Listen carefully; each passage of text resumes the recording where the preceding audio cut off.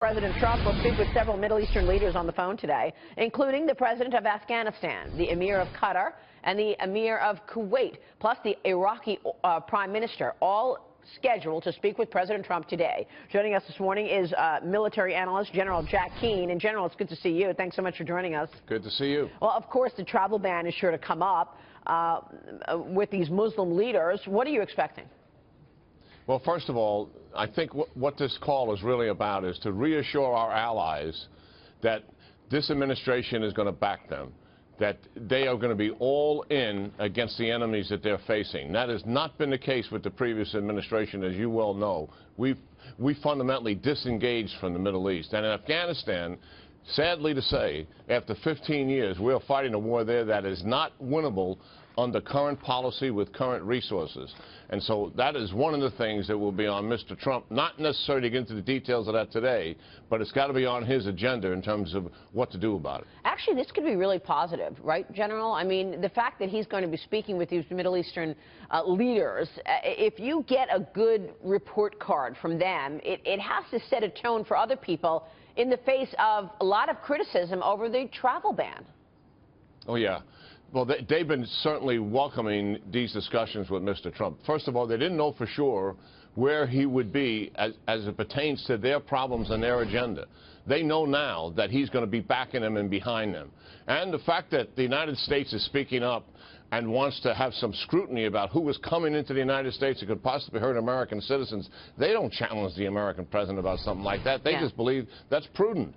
Yeah, that's a really good point, actually. Let me ask you this, because alarming testimony from America's top military brass yesterday. I want to get your take on this. The vice chiefs for the Army, the Navy, the Air Force all had the same message to Congress yesterday, that the military is woefully underfunded. The Air Force, the smallest it's ever been. We've spoken about this before, General. More than half of Navy aircrafts need maintenance. Only 3 Army brigade combat teams are actually ready to fight today.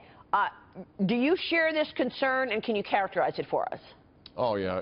This is an alarming concern. Our leaders have been telling the Congress this every single year, and every single year it gets worse. As you just characterized it, most of the Army is not ready to fight. That should be a headline. 65% of the Navy aircraft cannot fly. These are alarming statistics, to be sure. What they are underscoring is a military that has been underfunded for years. The budget caps the Congress and the previous president imposed on the military are having a staggering effect. And what is really happening, so our viewers can understand it, the missions have not changed. We're still having to do all the missions that we've had for the last 10 years. But what has changed is the military, as you mentioned, is considerably smaller. So we're doing everything with less people and less equipment. And guess what? You begin to fly that equipment into the ground because you're using it so much more than it's supposed to be used. That's where we are. Yeah, that is incredible. I mean, this will require investment, though. Right, General? I mean, what are we going to do about it? The Trump administration is supposed to come forward in March with a supplement to the 2017 budget, which we are now executing, and they're reworking the 2018 budget to increase the funding for the Defense Department. It is going to need a major transfusion here in terms of capital investment to begin to get it back on its feet.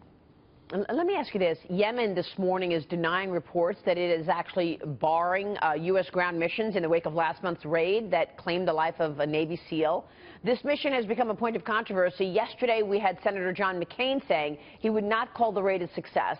His comments drew certainly harsh criticism from the White House. Watch this. It's absolutely a success.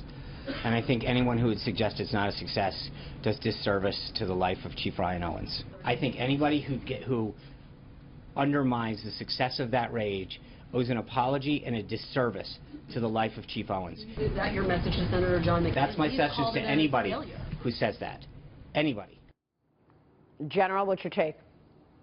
My take is, look, the previous administration did a lot of this, and I hope this one does not walk down that same path, and that is these are highly classified operations conducted deep within enemy territory by small numbers of people against an enemy that, in most cases, certainly outnumbers them. The thing that they have on their side is their skill, their will, and surprise. They don't want these operations to be discussed. They don't need our praise, to be frank about it. They don't welcome it. They march to their own drumbeat. They're some of the best Americans we have. We should not be talking about these operations. Certainly recognize the unfortunate and tragic death of our Navy SEAL, to be sure, but then leave it at that. No more discussion. Senator McCain has a right, as the chairman of the Senate Armed Services Committee, to conduct oversight and to ask questions of the military, and that is what he's done. This is an unfortunate public discussion that we should not be having. Yeah, I mean, just looking back and trying to, you know, criticize the program is probably not helpful, obviously, and we just lost a fantastic Navy SEAL. What about this new report this morning on the terror threat for 2017? U.S. lawmakers are saying that the forecast looks alarming, partly due to increased pressure on ISIS and other terrorist groups. How can America prevent possible attacks on Western soil? Obviously, the million-dollar question, General, but what do you think needs to be done that is not being done right now?